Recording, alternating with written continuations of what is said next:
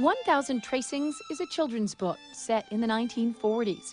It tells the story of a Midwestern mother and daughter who led a relief effort to send food and clothing and shoes overseas to families left devastated by World War II.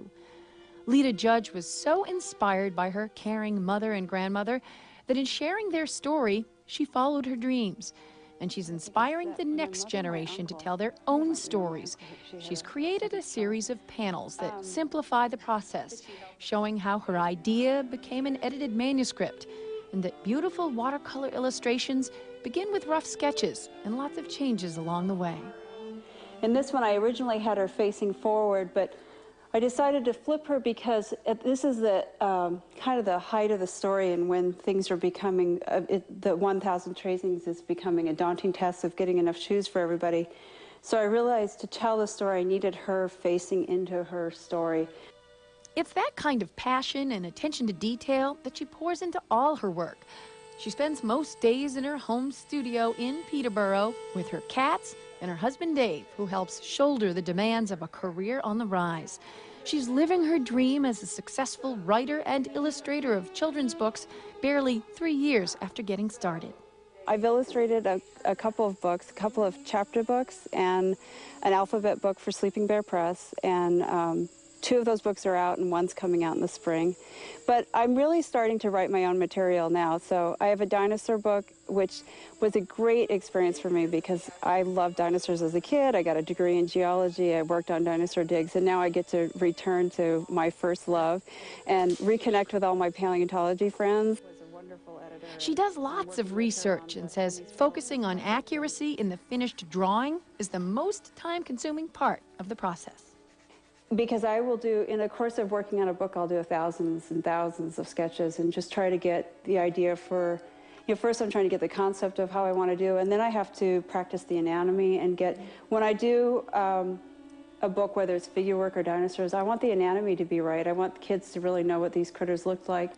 In this case, Troodon is a dinosaur that has the largest eyes, and they figure it was probably one of the smartest dinosaurs because of the size of the brain to its skull. So I really wanted to focus in on the eyes for this dinosaur.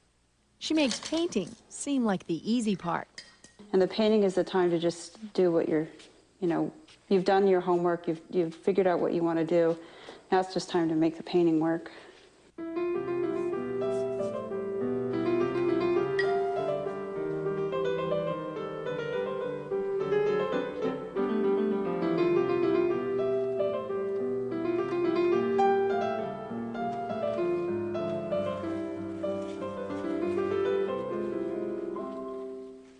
She goes back and forth instinctively from water to picture to paint. She uses quick strokes and some adapted techniques, a self-taught artist with a keen eye and a love for nature and characters.